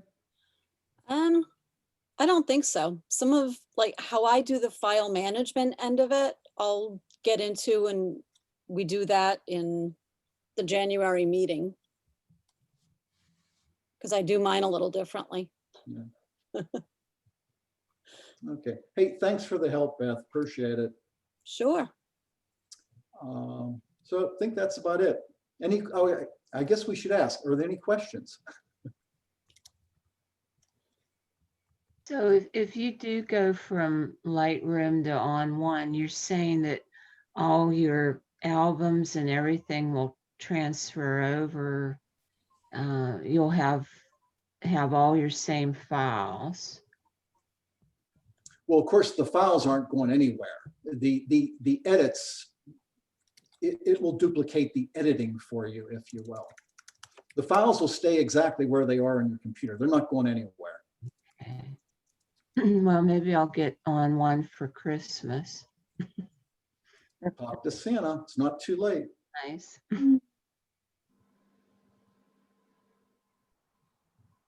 I think, and I've said this before, but it's not like I get a commission on sales of these things, but it combines the best of both worlds of Photoshop and Lightroom, and it really is truly easy to use. Mm-hmm. I still use Elements for things like that twirl stuff and some of the like watercolor and filters like that Elements has On1 doesn't. But there are things in On1 that I can do that I can't in Elements, because you can add snow and rain and stuff like that in On1 too. Not that I would do, but you can.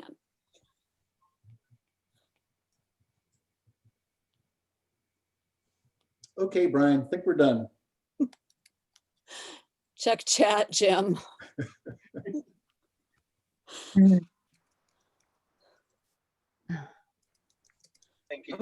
What were you trying to show us? Brian said, I think he lost his audio too, just like Beth did. Oh, did you? It's in the chat list there.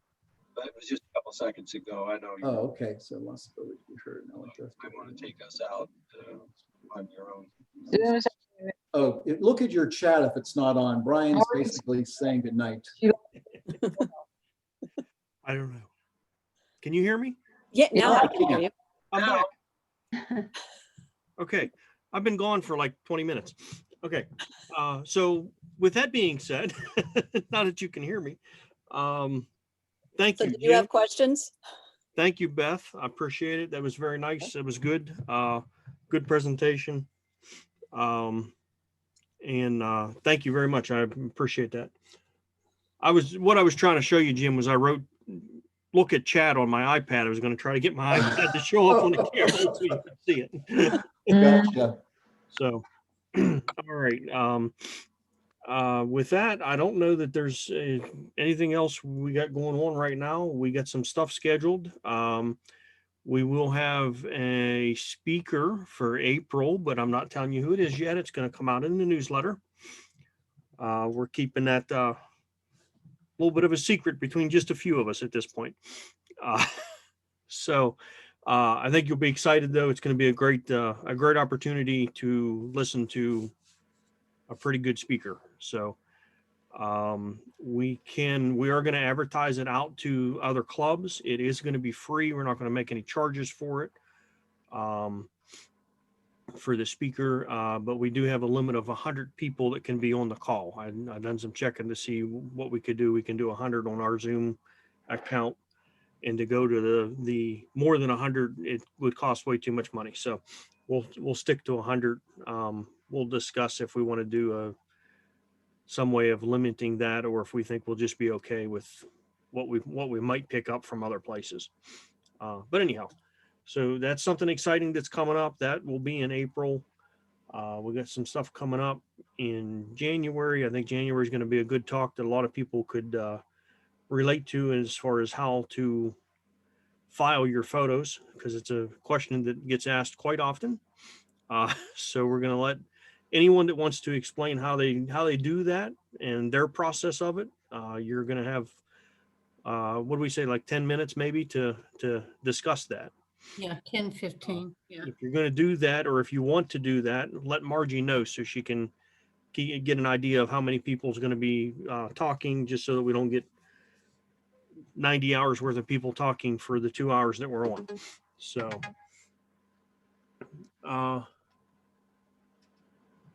yes, Marty. I'm answering a text from Marty.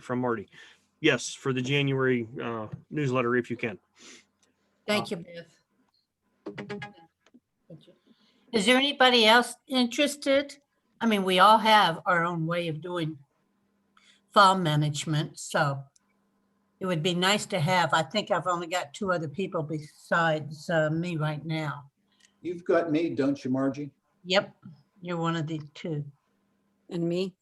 Right, you're the other 2. So it looks like Anybody? several people are having mic issues. So Bob, I see that you're having a mic issue. Marty's having a mic issue. So Dennis is on too, but no. No, So- Dennis, I'm putting you on the list.